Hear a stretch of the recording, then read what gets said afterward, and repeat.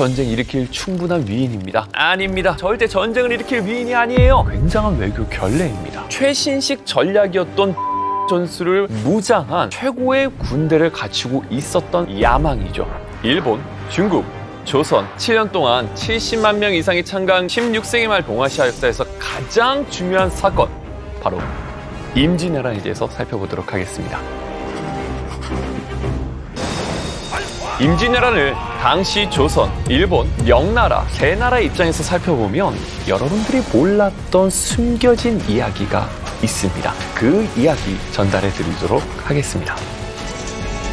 임진왜란이라고 불리우는 이 전쟁, 다른 나라에서는 어떻게 부르고 있을까요? 일본에서는 당시 일왕의 연호를 따서 분노쿠노 에키, 게이초노 에키, 임진정유운이 해당이 되겠습니다. 그리고 요즘엔 조선 침략이라는 말을 많이 쓰고 있습니다. 중국에서는 임진왜화, 임진년에 왜구들이 화를 일으켰다. 만역, 조선역, 만역제라고 하는 중국 명나라 황제 때 조선에서 일어난 전쟁, 그다음에 항외 원조, 일본 왜구와 대항해가지고 조선을 도와준 사건, 이렇게 부르고 있는 거죠. 서양에서는 히데요시's Invasion of Korea, 도요토미 히데요시의 조선 침략 되겠죠. 우리나라에서는 임진년에 외놈들이 난을 일으켰다라는 뜻이 되겠습니다.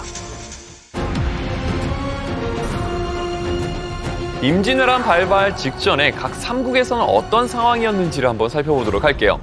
조선은 임진왜란이 발발하기 전까지 약 200년 동안 큰 전쟁을 치르지 않는 평화로운 상태라고 볼 수가 있습니다. 원래대로라면 철저하게 16세부터 59세까지 군역을 부담했어야 되는데 16세기부터 이것들이 흐지부지 되기 시작을 합니다. 가기 싫죠. 돈으로 다른 사람을 사가지고 보내는 대립. 그 다음에 나중에 아예 그냥 돈 주고 빠집니다. 이런 식으로 군사적으로 있어서 굉장히 좋지 않은 상황이었다 보시면 되겠네요. 중국은 14세기부터 건국됐던 명나라, 16세기 때 만역제 제위기 초창기는 철혈제상이라고 불리우는 장거정이 집권하고 있었던 시기예요. 만역제의 스승이었죠. 장거정을 중심으로 세금 제도를 개편해가지고 명나라 재정을 어느 정도 안정화 단계에 올려놓는 데 성공을 했죠. 그런데 장거정이 죽고 난 다음에 급속히 몰락하기 시작을 합니다. 그 과정 속에서 일어났던 게 바로 임진왜란이라 볼 수가 있죠. 일본으로 가볼게요.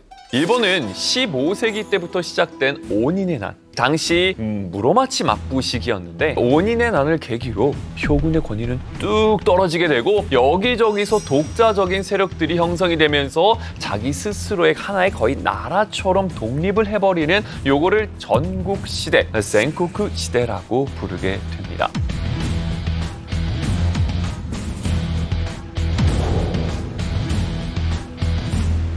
16세기 들어서면서 두각을 나타내던 사람이 있었으니 오다 노부나가입니다. 이 오다 노부나가는 포르투갈로부터 들여왔던 조총을 받아들여가지고 독자적인 조총 전략 전술을 체계화시킨 사람입니다. 이 조총의 약점이라고 하면 장전 속도가 굉장히 느렸거든요. 그거를 앞에서 쏘면 뒤에서 장전하고 있고 뒤로 가고 이런 전략으로서 전국시대를 평정하게 됩니다. 거의 평정하다가 죽임을 당하고 그 밑에 있었던 도요토미 히데요시가 통일의 완수를 이루게 되는 것이죠. 즉 일본은 전쟁 상황 속에서 최신식 전략이었던 조총 전술을 무장한 최고의 군대를 갖추고 있었던 상황이었다라는 겁니다. 더 나아가 도요토미 히데요시의 야망이죠. 대륙 침략을 실현하기 위해서 수를 쓰고 있었습니다.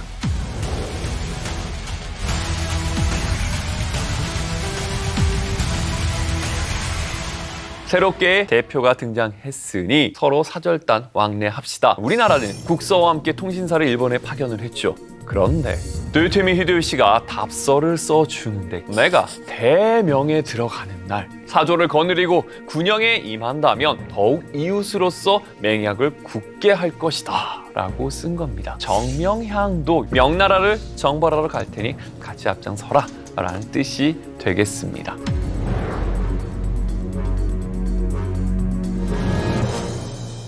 통신사들이 들어왔을 때 대접하기는커녕 하대하고 무시하는 태도를 보입니다. 도요토미 히데요시의 아들 도요토미 쓰루마스가 있습니다. 꼬마애였어요. 그 장소에 와가지고는 소변을 본 겁니다. 전근대 사회에서는 굉장한 외교 결례입니다. 하대당하고 무시당한 사절단이 돌아와서 선조한테 보고를 하죠. 당시 통신사의 정사는 황윤길이었습니다. 부사는 김성일이었는데 공교롭게도 둘이 다른 보고를 올립니다. 황윤길 같은 경우에는 도요토미 히데요시의 눈빛이 살아있습니다. 전쟁 일으킬 충분한 위인입니다. 대비를 해야 됩니다. 라고 보고를 했는데 김성일은 아닙니다. 얼굴이 원숭이같이 생겨가지고 절대 전쟁을 일으킬 위인이 아니에요. 괜찮아요. 라고 이제 보고를 올려버린 것이죠. 혼란에 휩싸입니다. 도대체 누구 말이 맞는 걸까? 근데 당시 조정 대신 관료들은 부사였던 김성일의 보고에 손을 들어 주게 됩니다. 그러다 보니까 우리나라는 임진왜란이 발발했을 때 제대로 대비를 잘 하지 못했던 계기가 되기도 했죠.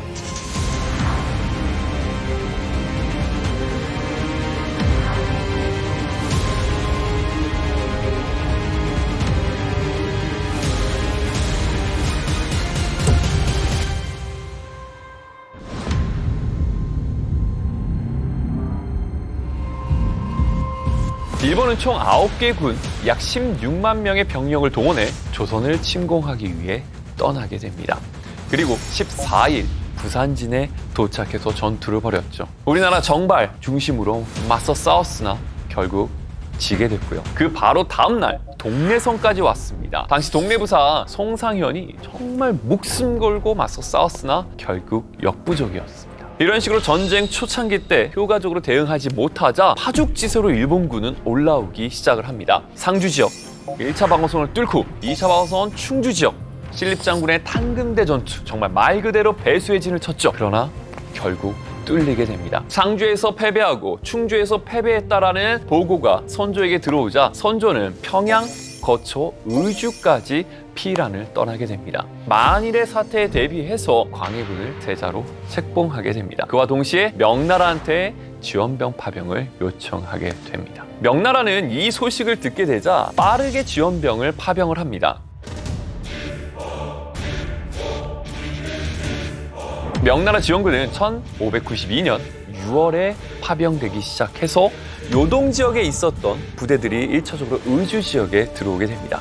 이때 들어왔던 명나라 군대 중 대표 중 하나가 조승훈이라는 장군입니다. 명나라 군대만 있는 것이 아니라 우리 조선 군대도 같이 조명연합군을 구성해서 싸우게 되죠. 바로 1592년 7월 17일 평양 전투가 벌어지게 되죠. 조승훈이 얘기합니다. 삼국인 명과 그대 나라는 입술과 이해관계 같으므로 위급한 일이 있으면 마땅히 도와야 한다. 그러자 우리나라 유성룡과 김명원은 옆에서 조언을 합니다. 지금 현재 비가 와가지고 길이 미끄러우니 급하게 공격해서는 안 될 것입니다. 좀 신중하는 것이 좋습니다. 라고 충고했지만 이를 무시하고 평양성을 공격하게 되죠. 그러다 조승훈의 군대는 크게 지게 됩니다. 그리고 조승훈 군대는 이 패전을 조선군한테 책임을 돌리게 돼요. 아니 우리가 이렇게 앞에 나와서 싸우는데 너희들은 싸우지도 않고 뭐 하는 것이야? 이 너네 때문에 진 거 아니야? 아까 조승훈이 그랬잖아요. 입술과 이해관계 같으므로 위급한 일이 있으면 마땅히 도와야 한다. 그래놓고 진 다음에는 이제 조선 때문이야. 이렇게 이제 핑계를 대는 모습도 보이게 됩니다.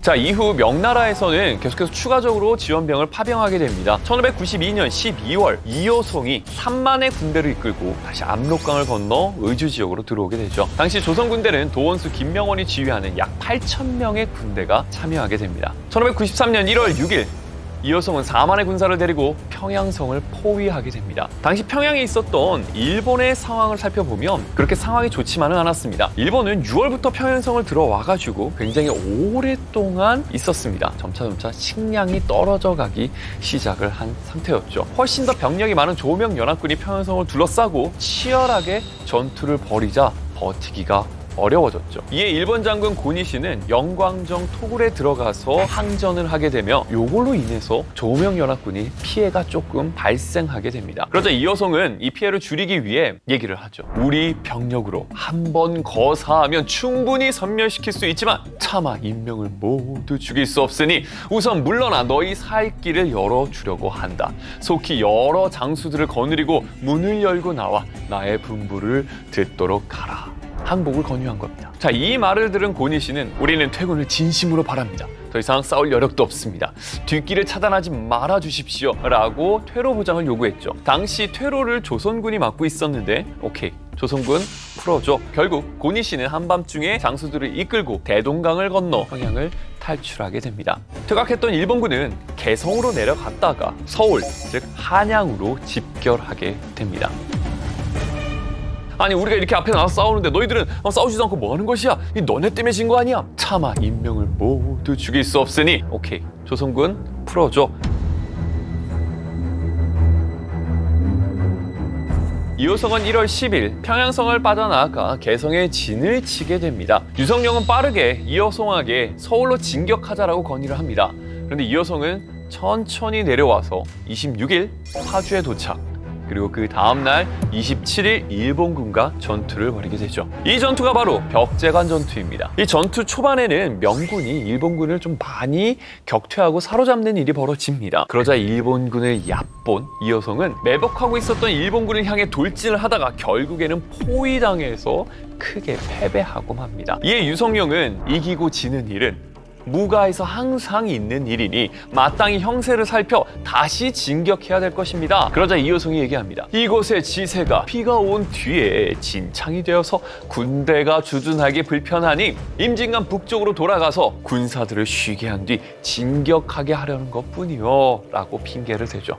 그러면서 명나라 황제한테 보고서를 쓰는데 뭐라고 쓰느냐? 지금 한양에 있는 적병의 수가 20여만 명이나 되어 중과부적이고 신은 심한 병에 걸려 이 임무를 맡을 수가 없습니다. 부디 다른 사람한테 이 임무를 대신하기를 청합니다. 이것은 전의를 상실했다라는 의미입니다.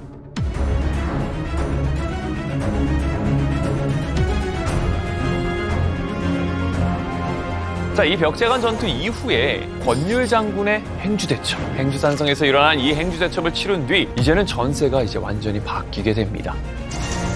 일본군을 몰아낸 평양성 전투, 그 뒤에 있었던 벽제관 전투에서의 뼈아픈 패배, 그리고 시간이 없는 일본군. 과연 전쟁은 이대로 마무리가 될 것인지. 그러나 단 한순간의 잘못된 판단으로 인해 벌어진 거짓말.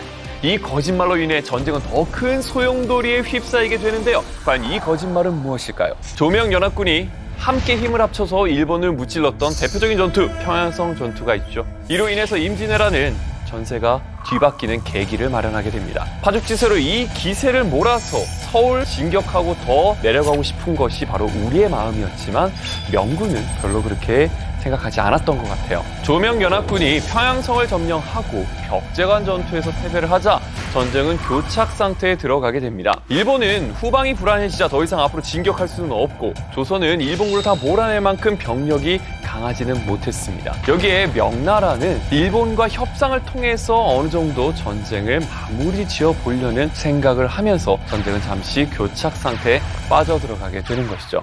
이후 명군과 일본군 사이에서는 본격적인 강화 교섭이 시작되는데요. 이 강화 교섭에서 조선은 완전히 배제가 되어버립니다. 자, 4월달 강화에서 결정된 것 크게 4가지가 있습니다. 첫 번째, 조선의 왕자들과 신하는 돌려보낸다.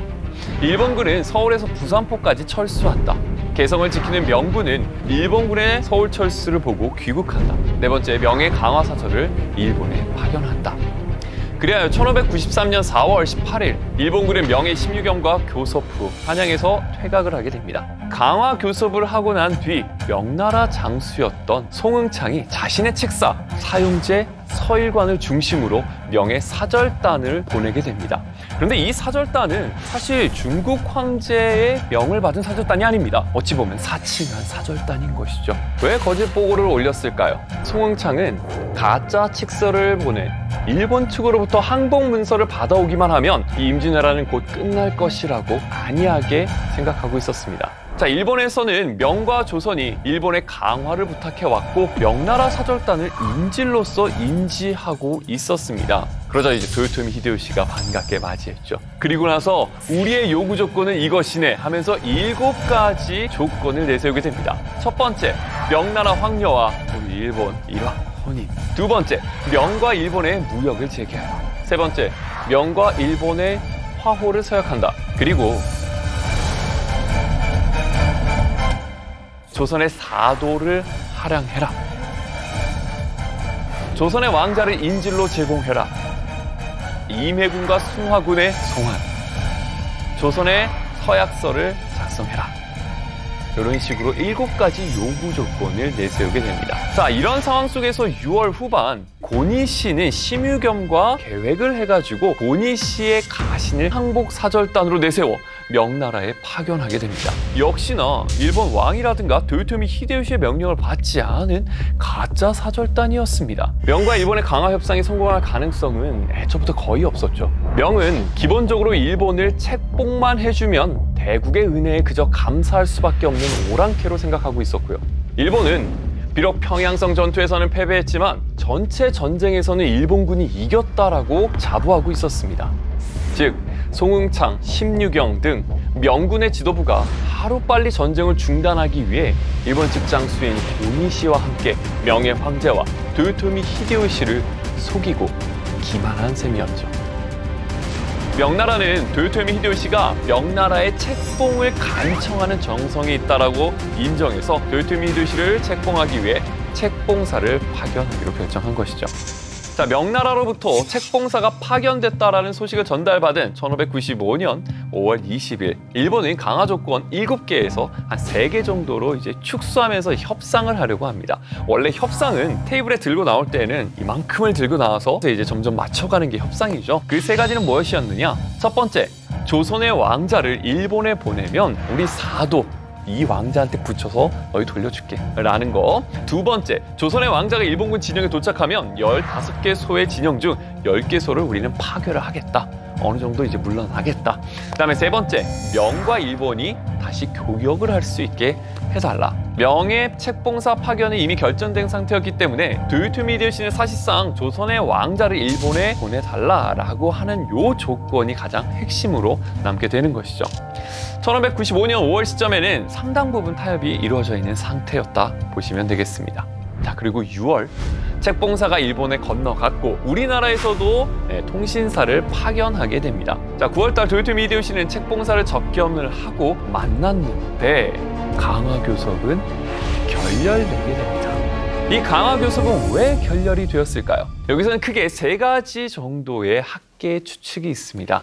명나라와 조선이 일본 왕을 책봉하는 것 외에 자신이 요구한 조건을 전혀 들어주지 않았다. 이게 말이 되는 것이냐? 무려 7가지나 얘기했었는데. 두 번째 해석은 무엇이냐? 명나라가 요구했을 때 조선에서 완전한 철수, 그거는 내가 받아들일 수 없다 해가지고 이견 차이로 이래가지고 결렬되었다라는 이견이 있고요. 그다음에 세 번째, 명나라 책봉사가 가고 조선에서 통신사가 갔는데 일본이 요구했던 것은 왕자를 인질로 보내라라는 것이었죠. 근데 우리나라 통신사가 갔을 때 왕자들이 가지 않습니다. 그리고 간 사절단들의 면모를 보면 관리들도 중에서도 좀 직급이 낮은 관리가 가게 돼요. 이건 아니지, 이거는 일본을 무시하는 것이다 라고 생각해서 결렬이 되고 전쟁이 일어났다라는 해석도 존재합니다. 결국 일본은 강화협상을 결렬시키고 조선의 왕자를 인질로 보내라는 명분을 잡으면서 전쟁을 또 일으키게 되는 것이죠.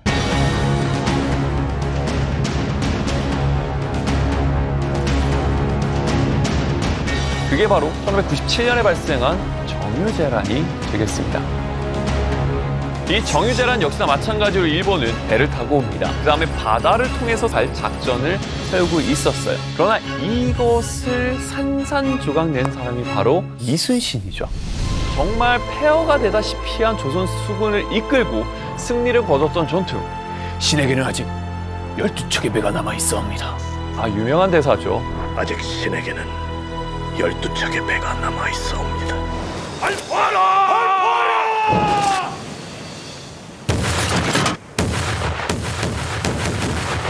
12척의 배로 133척의 일본군을 격파한 대전, 이것이 바로 명량해전이 되겠습니다. 세계 수군 역사상 정말 기록에 남고 명성이 자자한 그런 전투가 되겠죠. 그런 찰나에 도요토미 히데요시가 죽었다는 소식이 들리고 일본군은 퇴각하기 시작을 합니다. 퇴각하는 일본군을 쫓아가가지고 이른 전투가 바로 노량해전이 되겠습니다. 이 노량해전을 끝으로 이제 임진왜란은 마무리가 되어가게 되는 것이죠. 자, 전쟁 이후에 한 중1. 과연 어떻게 상황이 바뀌었을까요? 일단 전쟁터가 되었던 우리나라부터 살펴보도록 하겠습니다. 전쟁터였던 만큼 가장 큰 피해자였었죠. 많은 사람들이 포로로 잡혀갔고 수많은 사람들이 전쟁터에서 목숨을 잃었습니다. 뿐만 아니라 전쟁을 하다 보니까 많은 농경지들이 황폐화되어가지고 농사를 지을 수 있는 땅도 많지 않게 되었죠. 당시 150만 결의 농경지가 있었는데 임진왜란 이후에는 뚝 떨어져서 3분의 1 정도인 50만 결로 줄어들었습니다. 경복궁도 불타 없어지고요. 노비문서도 없어지고 토지대장도 없어집니다. 세금을 거두려면 농경지가 얼마 정도 있는지를 알아야 정확히 세금을 거둘 수 있는데 그 기본이 되는 대장도 없습니다. 국가가 재정적으로도 굉장히 힘들어질 수밖에 없는 것이죠. 자, 이런 상황 속에서 조선은 어떻게든 이끌어가고 싶어서 세금제도 개혁을 하게 됩니다. 우리가 이렇게 세금 깎아줄게 라고 이제 어느 정도 백성을 달래는 정책들을 펼치게 되는 것이죠. 이렇게 전쟁 이후에 있었던 전쟁의 피해를 어느 정도 복구하려고 하는 그 순간 명나라로부터 소식이 들려옵니다. 지금 위에 있는 여진족이 우리를 막 괴롭히는데 야, 우리 도와줬지? 너희도 도와줘야지 해가지고 조선의 지원병 파병을 요청하게 됩니다. 안 들어줄 수가 없어요. 우리 망할 뻔했는데 우리를 구해준 부모의 은혜 아닙니까? 라고 당시 조선은 생각하고 있었어요. 네 글자로 제조지은. 나라를 다시 만들어주는 그런 은혜를 입었다라고 얘기를 한 겁니다. 그래서 강홍립을 도원수로 해서 인대를 명나라에 파병하게 됩니다. 그러면서 명나라와 함께 후금과 싸우게 되죠. 후금과 싸웠던 그 전투가 바로 사르후 전투입니다. 이때 광해군이 강홍립한테 한마디 하죠.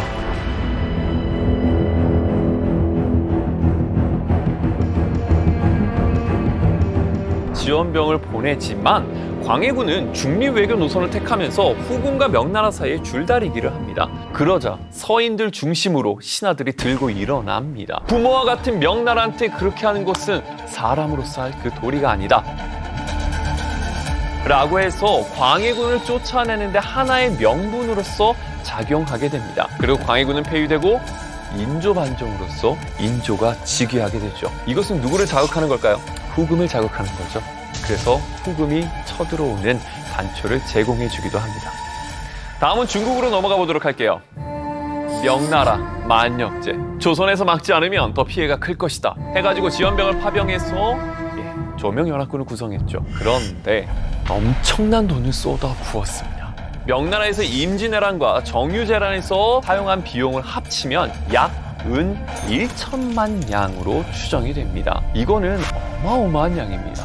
이것을 다시 충당하기 위해서 세금을 거둘 수밖에 없죠. 그래서 세금을 증세시켜가지고 마구마구 걷어들이게 되고 또 군대로서도 징집하게 되고 이런 식으로 들어가니 백성들의 불만은 점점 올라갈 수밖에 없습니다. 그러다 보니 농민 반란이 일어나고요. 외부적으로서는 여진족이 성장했어요. 정말 임진왜란 때 홀로 무럭무럭 성장했습니다. 여진족 중에서도 만주 지역에 살고 있었던 누르하치가 이 많은 부족들을 통합하게 됩니다. 그래서 만주족이라고도 부르죠. 이들이 1616년 강성한 나라를 하나 세우니 그게 바로 후금이 되겠습니다. 후금은 결국 강력한 무력을 통해 명나라를 압박했고 명나라는 밖에서는 후금, 안쪽에서는 농민봉기, 이것으로 인해 결국에는 1644년 이자성의 난으로 무너지게 된 것이죠. 이제는 일본으로 들어가 보도록 하겠습니다. 일본은 무리한 전쟁을 오래 끌어서 국민들은 이미 생활이 좀 피폐해져 있었었죠. 침략군 중 기아를 못 이겨 조선에 투항하는 사람도 굉장히 좀 많았습니다. 일본 국내의 세력들도 많이 약화되고 있었죠. 그때 새롭게 성장한 세력이 있었으니 그게 바로 도쿠가와 이에야스였습니다. 이 도쿠가와 이에야스는 도요토미 히데요시가 죽고 난 뒤에 남아있었던 세력과 전투를 붙게 되죠. 여기서 도쿠가와 이에야스가 이끄는 군대가 승리를 거두며 새롭게 막부가 구성이 되죠. 그것을 에도막부라고 합니다. 임진왜란을 통해 우리나라에서 많은 포로들을 잡아갔습니다. 그 중에 가장 대표적인 사람들이 바로 도자기를 만드는 기술자죠. 그래서 이 임진왜란을 다른 말로 도자기 전쟁이라고도 부릅니다. 이때 일본으로 건너간 사람 중 대표적인 사람이 이삼평이라고 하는 사람인데요. 이 이삼평과 많은 도공들이 중심이 돼서 도자기를 굽기 시작을 합니다. 바로 아리타 도자기입니다. 이 도자기가 굉장히 유명해지고 전 세계에 수출도 되게 되죠. 뿐만 아니라 우리나라 학자들도 많이 잡혀가게 되는데요. 조선의 성리학을 많이 또 전파하게 되죠. 그러다 보니까 새롭게 올라온 에도 막부에서는 성리학을 중심으로 의례를 정비하는 이런 모습들도 보이게 됩니다. 즉 임진왜란을 통해서 우리나라 문물들이 많이 일본에 전달되게 된 것이죠. 여기서 끝이 아닙니다. 일본에서 임진왜란은 그로부터 약 300년 뒤에까지도 영향을 주게 되는 것이죠. 임진왜란의 목표가 뭐였어요? 일본이 중국 대륙으로 진출할 것이다 라는 거죠. 약 300년 뒤인 1894년 비슷한 일이 벌어집니다. 그게 바로 청일전쟁이었죠. 이 청일전쟁이 1894년 나오게 되자 도요토미 히데요시가 재조명되기 시작을 합니다. 그리고 청일전쟁에선 일본이 승리하게 됐죠. 그러다 보니까 도요토미 히데요시가 굉장히 국민적 영웅으로 떠오르게 되는 일이 벌어지게 됩니다. 그래서 도요토미 히데요시와 관련된 유적들이 이제 정비되기 시작을 하죠. 교토에 가게 되면 미미즈카라고 불리우는 임진왜란 유적이 있습니다. 이 미미즈카가 무엇이냐? 귀무덤이라고 부릅니다. 임진왜란 당시에 조선 장수들 목을 베어오면 상을 주겠다. 근데 전쟁 중에 목을 베는 건 쉽지 않습니다. 그러다 보니까 간편하게 하기 위해서 귀를 베어와라. 그것들을 이제 모아서 일본에 가져온 겁니다. 그리고 그것을 묻어둔 게 바로 미미즈카가 되는 것이죠. 우리 역사에서는 굉장히 아픈 유물입니다. 그런데 이상한 일이 하나 있는 게 미미즈카 앞쪽에 뭐가 있느냐? 도요토미 히데요시의 신사가 있습니다. 뭔가 연관성이 있어 보이지 않습니까? 도대체 이게 왜 여기 있지? 라고 했더니 이유가 다 있는 거죠. 이 청일전쟁 당시 도요토미 히데요시에 대한 유적지들을 재공사하면서 정비하기 시작하는데 이 1898년 이 미미즈카를 재정비하면서 비석을 하나 세우게 되는데요. 그 비석에는 이렇게 쓰여져 있죠. 이 무덤은 일본의 위험을 떨친 증거물이고 도요토미 히데요시의 위엄과 덕을 보여주는 유물이다. 조선과 일본은 서로 보안관계에 있어 도요토미 히데요시의 정복전쟁에 오늘날 우방을 위한 일을 하고 있는데 도움이 안 될 수 있겠는가? 이게 무슨 소리예요? 도요토미 히데요시의 전쟁이 우리나라를 위한 일이라고요? 즉 임진왜란과 그 다음에 청일전쟁이 동양평화를 위한 일이었다라고 해놓고 거기에 대한 기념물로서 미미즈카를 도요토미 히데요시 신사 앞에 둔 것이죠. 전리품격이라고 보는 겁니다. 도요토미 히데요시를 영시하면서 청일전쟁 이후 한반도를 침략하고 수많은 사람들을 학살하면서 우리 땅을 초토화시킨 잔혹한 일을 정당화하고 있습니다. 1592년 도요토미 히데요시의 중국 대륙 진출의 야욕 임진왜란, 그로부터 약 300년 뒤인 1894년 청일전쟁, 그리고 1931년 만주 지역의 침공, 만주사변, 그리고 1937년 중일전쟁, 1941년 태평양 전쟁까지 일본은 계속해서 대륙 진출의 야욕을 꿈꿔왔습니다. 과연 일본은 이 침략에 대한 반성이 있는 걸까요? 아니면 이것 자체가 동양 평화를 위한 일이다 라고 생각하고 있는 것은 아닐까요? 인성도 경쟁력이다. 참 공감되는 얘기 같아요. 개인적으로 가져야 될 도덕성, 이것이 얼만큼 사회를 단단하게 하고 그 사회가 잘 운영되는 데 있어서 중요한 부분이라고 생각해요. 2020년 현재 대한민국 국민들이 가장 중요하다고 생각하는 가치가 공정함, 청렴함, 정직함 같은 것들이 아닐까라고 생각하고 저도 역시 그렇게 생각을 하게 됩니다. 그래서 오늘은 우리 역사 속에서 청렴하고 공정한 사회를 만들기 위해서 노력했던 사람들, 그런 행동을 했기 때문에 결국 역사가 그를 기억하는 두 인물을 만나볼까 하는데요. 첫째로 말씀드리고 싶은 건 청렴의 화신이죠.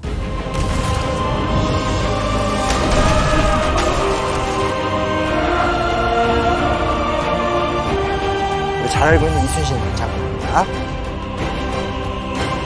임진왜란 때 계속 이기는 거예요. 왜 이겼겠어요? 싸움을 잘하면서도 사람을 인의로 다스릴 줄 알고 사적인 것을 계산하지 않고 행동했기 때문에 많은 사람들도 계속 그곳에 몰려들 수밖에 없고,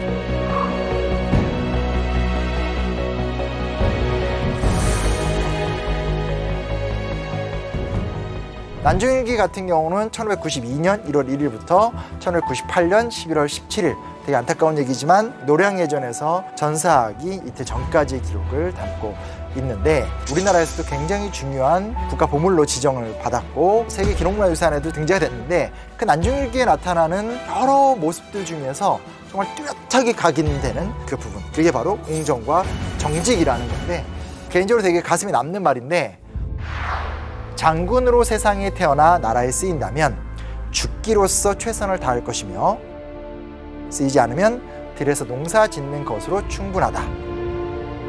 군수에 아부하며 한때 영화를 누리는 것은 내가 가장 부끄럽게 여기는 바이다. 제가 말하면서도 굉장히 부담되는, 그러니까 뭐냐면 저도 이런데 막 경도되던 시절이 사실 있었거든요. 대학생 때 막 난중일기에 나왔던 이런 중요한 덕목들을 갖고 제가 진지하게 이야기할 적에 선배들이 야 나도 해봐서 아는데 좀 지나면 너도 변해, 넌 아직 세상을 몰라, 뭐 이런 식으로 얘기도 많이 했고 선배들이 좀 미웠거든요. 근데 나중에 세월이 지나서 제가 사회를 살아가면서 사실은 이순신 장군처럼 원칙을 지켜가면서 도덕적인 훌륭한 삶을 산다는 것이 얼마나 힘든가, 특히 직업을 갖고 그 직업 세계 안에서 저렇게 살아간다는 것이 정말 쉽지 않다는 걸 많이 느껴요. 그래서 그 기록에는 참 중요한 기록들이 많고 우리 자신을 돌아보는 데 있어서 크게 좀 도움이 되는 기록들이 많은 것 같아요. 충청도 해미에서 이제 군관으로 근무하실 텐데 출장하면서 이제 필요한 검압이라고 하죠. 이렇게 양식들이 있는데 출장 딱 끝나고 나니까 남은 것을 싹 반납했어요. 나 이 정도 일했고 더 필요 없으니까 갖고 오지 마. 딱 이런 원칙으로 느껴보시면 돼요. 이걸 보고 제일 위에 있었던 절도사는 완전히 충격을 받았죠. 정말 대단하다 하면서 굉장히 신임을 받게 됐었습니다. 근데 한편에서는 융통성 없는 거 아닌가 이런 말이 사실은 생길 수밖에 없는 게 남은 거는 이렇게 좀 주변에 좀 해도 되고 다들 그렇게 관행을 했는데 이 정도는 허용된 관행 아닌가 라고 사실은 지적할 수도 있죠. 그리고 그런 빈축을 많이 받기도 했고, 근데 이제 중요한 건 뭐냐면 작게 보면 그렇지만 크게 봤었을 때 이런 행동들이 누적되면 부정부패로 나아가는 확률이 높다, 여지를 두면 안 된다라는 것들. 그러니까 사실은 신임을 크게 받았다는 건 그만큼 지만 잘났나 이게 돼요. 그러니까 그거를 견뎌내는 내구력을 가졌다라고 좀 볼 수 있습니다. 멋지죠? 그리고 또 하나는 이거는 나 같으면 받았겠다 이런 생각을 하게 됐는데 율곡이한테 연락이 왔어요. 그러니까 한번 보자. 안 만납니다. 됐고요. 그 당시 이제 상황이 어떻게 된 거냐면 당대 최고의 학자이자 당대 최고의 명신이자 퇴계 이황에 비견되는 동아시아 최고의 엘리트이자 동서인 모두에게 인정을 받았던 최고의 학자이자 최고의 행정가이자 청렴 결백 아무튼 훌륭한 거 다 갖다 붙이는 율곡이가 나쁜 의도가 아니라 이순신이라는 같은 문중 사람 중에 꽤 훌륭한 무관이 있으니까 만나보고 싶다 이렇게 얘기한 거예요. 그리고 이제 이순신 장군하고 율곡이가 같은 문중 사람이에요. 지금은 우리가 뭐 같은 전주이시다 뭐 청송 심씨다 이래봤자 그냥 같은 심씨네 끝이잖아요. 아무것도 없잖아요. 그렇죠? 그리고 이런 것들을 굉장히 문제 있게 보는 게 또 우리 사회의 문화인데 조선시대 때는 그러지 않았어요. 그 가문이 좋으면 그 가문을 보고 사람을 선택하고 이런 걸 되게 좋다고 생각을 했었어요. 그러니까 서해 류성룡이라는 분이 계시거든요. 어렸을 때부터 알고 지냈던 사이고 징비록이란 글을 보면 이순신은 내가 키운 거야. 신의 한 수 이거 내가 줬어. 약간 이게 되게 뿜뿜하셔요. 근데 할 정도로 둘이 가까웠던 사이였고 사실은 유성룡이 율곡이하고 당파가 다르고 둘의 사이가 그렇게 좋지 않았어요. 근데 그랬던 유성룡이 이순신한테 만나보라고 권유를 했었어요. 왜냐면 만나보는 것 자체가 문제가 되지 않는데 이게 뭐가 문제냐 하면서 얘기를 했는데 정말 놀라운 사실은 뭐라고 얘기했냐면 율곡은 나와 같은 문중의 어른이라 뵙는 것은 좋은 일이지만 이조판서의 자리에 계시니 지금 만나는 것은 옳지 못한 일입니다. 이조는 인사권을 자리하는 최고의 관서거든요. 지금 무슨 얘기냐? 이조판서와 일면식 있으면 라인은 타고난 거예요. 딱딱딱 올라갈 수 있는 거죠. 근데 이순신 장군 입장에서는 바로 그렇기 때문에 만나면 안 된다라는 거예요. 내가 무인으로 성공을 하려고 한다면 그건 내 실력에 의해서 성공을 하고 마는 거고 그건 하늘의 뜻인 거지 내가 지금 율곡이 만나면 사람들이 보기에 저거 율곡이 돈 받아서 올라갔던 거 내가 알아 이런 얘기 나오고 뻔하다. 그리고 내가 이렇게 만나는 것 자체가 율곡이를 시험에 들게 하는 것이다. 이런 생각을 했다라는 거죠. 사회적으로 본다면 안 만나는 것이 옳고 만난다면 이조판서 이후에 만나겠다. 제가 말을 이렇게 하는데요. 나 같은 만났을 것 같아. 이게 좀 쉽지 않네요. 요즘 제가 얘기를 하면서도 스스로를 많이 돌아보게 됩니다. 또 이런 것도 있죠. 경조판서였었던 김귀영이라는 사람이 있는데 너무 마음에 드는 거예요. 강직하고 정직하고 그래서 내 서녀를 첩으로 넣어주면 이렇게 좀 연결되면 이순신에 대한 든든한 백이 될 수 있지 않겠냐. 이건 사실은 굉장히 호의고 무조건 나쁘다고 볼 수는 없거든요. 근데 이순신 장군이 뭐라고 하냐면 이제 벼슬길에 오른 내가 어찌 권세의 집과 연을 맺어 이익을 바라겠는가 됐거든요. 하면서 고위공직자의 호의를 한마디로 또 거절했었던 결국은 이런 식으로 가다 보면 나도 파벌의한 수장이 될 수밖에 없고 나중에 가면 파벌의 입장을 대변할 수밖에 없다. 아마 이런 태도였던 것 같은데 아니나 다를까 이런 활동을 하다 보면 주변에서 미움을 받는데 결국은 인사청탁을 거절해서 파직당했던 사례가 있습니다.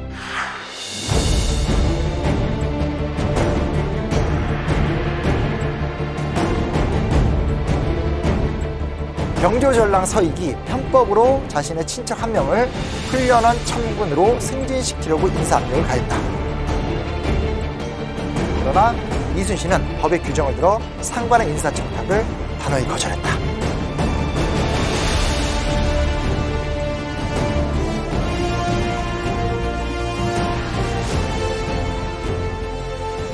실제로 서익이라는 사람이 이순신 때문에 일이 자꾸 안 되는 것 때문에 굉장히 막 화가 나는 거죠. 계속 열이 받게 되고. 그래서 결국은 이제 황당하게 무슨 짓을 하냐면 무기를 제대로 정비하지 않았다라는 장계를 올리게 되면서 당시 무기를 관리하고 있었던 발포 만호, 이 당시 종사품이었거든요. 이순신을 파직을 시켜버립니다. 이순신이 열심히 안 했던 것이 아니라 본인의 어떤 사감이 섞여서 일어났던 일이라 볼 수 있어요. 근데 이런 일 되게 많아요. 원래 초기 이순신 장군 육군이었거든요. 그 당시에도 사실은 본인이 잘못한 게 아니라 상급자의 잘못된 명령과 행동 때문에 큰 피해를 봤었는데 육군에서부터 쫓겨나는 경우도 있었고요. 되게 많은 인사적 불이익을 많이 당했었다라는 것들.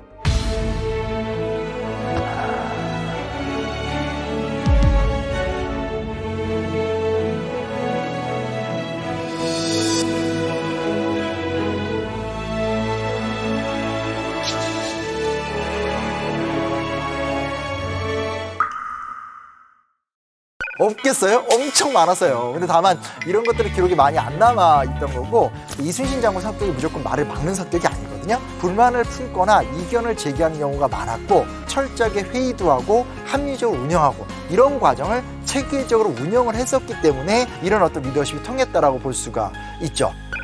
목을 많이 쳤죠. 실제로 군율을 어기거나 굉장히 중요시 여기는 청렴이나 공정한 원칙을 어겼던 부하들에 대해서는 목을 치는 건 좀 극단적인 경우고, 그에 따른 어떤 상벌을 논하는 경우 굉장히 많았었어요. 사람 칭찬해줘. 진짜. 근데 뭐냐면 이순신 옆에서 성공했던 사람들은 이순신 같은 스타일 아니면 출세가 안 돼요. 그리고 그게 빛을 발했던 게 뭐냐? 임진왜란때 계속 이기는 거예요. 왜 이겼겠어요? 각각의 배에 제독들이 다른 사람들이잖아요. 이 사람들이 함께 맞춰서 움직여 가거든요. 작전 완성도가 굉장히 높다는 거예요. 평소에 계획대로 하고 약속대로 하고 융통성 없고 부정부패 없고 평소에 다 닦아놓고 다 청소해놓고 언제든지 쏠 수 있게 하고 하는 게 되니까 맞춰지게 되는 거고, 이런 것들을 유지하려면 뭘로 하겠어요? 돈 떼다가 함께 나눠주거나 그게 아니면 술을 마시고 놀거나 이런 거 안 한다는 거잖아요. 많이 대화하고 소통하고 원칙을 정하고 본인이 그러한 기준 속에서 유능한 모습들을 계속 보여내니까 시간이 지나면서 부하들이 따라가게 되는 거죠. 그래서 이게 우리가 절대로 놓치면 안 되는 게 뭐냐면, 공정하다, 청렴하다 하는 것을 개인의 내면적인 도덕적 가치로만 구분해서 생각하시면 안 돼요. 그게 아니라 거대한 리더십에서 국가 운영, 군사 운영, 조직 운영, 하급자 관리, 불만 관리, 부정부패 관리, 이 전체에 되게 중요한 두 개의 바퀴인 거죠. 근데 그걸로 이순신이 정확하게 굴려가니까 나머지도 다 잘 됐다, 이렇게 보시는 게 정확한 거예요. 결과적으로 살펴보게 되면 그의 청렴과 원칙을 중요시한 리더십, 이게 임진왜란에서 수군을 구하고 육군과 의병이 결집할 수 있는 시간을 버는데 큰 역할을 했다라는 것이고, 그 참혹했던 7년간의 전란을 해결해내는 데 있어서 가장 기초적인 원동력이 되었다는 사실. 이 당시 조선사회의 마지막 남은 경쟁력은 이순신의 청렴함이었다.